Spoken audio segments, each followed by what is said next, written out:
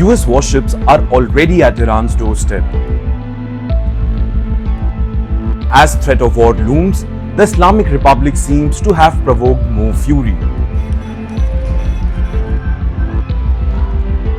Just a day after the European Union formally designated Iran's Islamic Revolutionary Guard Corps or the IRGC as a terrorist organization, placing it alongside the likes of al-Qaeda and the ISI, the Iranian regime has struck back.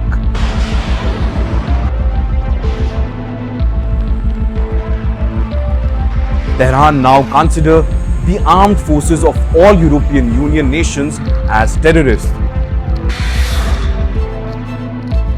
The EU's decision marked the most dramatic shift in European policy towards Iran in recent history.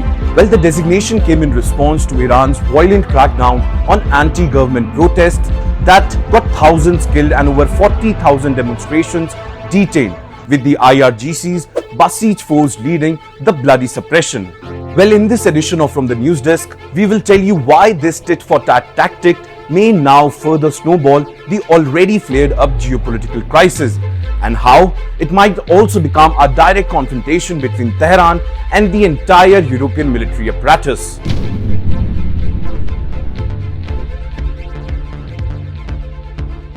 Well, the timing of Iran's counter-move could not have been more explosive. The USS Abraham Lincoln aircraft carrier strike groups, along with 3 guided missile destroyers, are already positioned in the Arabian Sea, part of what President Donald Trump has repeatedly called a massive armada moving towards Iran with great power, enthusiasm, and most importantly, a purpose. In fact, by January 31st, Trump has escalated his rhetoric further, warning Tehran that military options were being actively prepared and that time was running out for Iran to reach a nuclear agreement. The naval deployment, which added over 5,700 military personnel to the region between January 22nd and 29th, represented a shift from mere threats to actual military mobilization. Now, with Iran's designation of EU militaries as terrorist organization, NATO, the collective defense alliance of most European nations, might become embroiled in this very standoff. In fact, European leaders already split on their approach to Iran, would face pressure to formalize security commitments and potentially coordinate military responses. Well, this may effectively transform a bilateral US-Iran crisis into a broader Western confrontation if military standoff breaks out.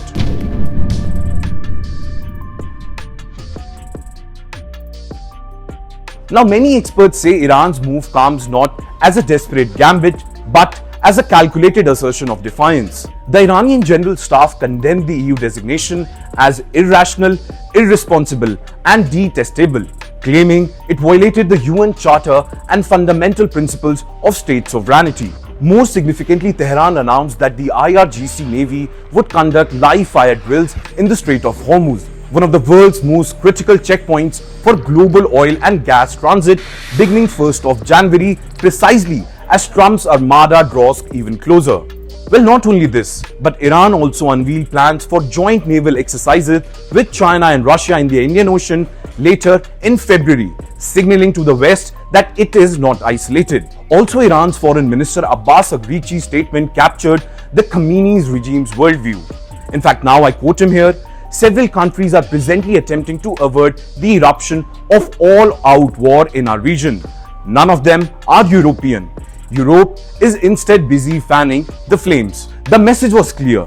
By designated IRGC, the EU has abandoned any pretense of mediation and chosen the side with Washington. Now, with both the US military buildup and the EU's terrorist designation, Iran faces a Western collision closing in. And the counter-designation of EU's militaries was Tehran's declaration that it would not distinguish between American carriers and European diplomatic pretension.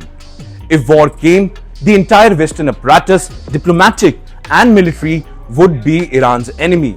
Well, the stage is set for a catastrophic confrontation, with Iran having abandoned the language of negotiation and adopted the posture of total resistance against West.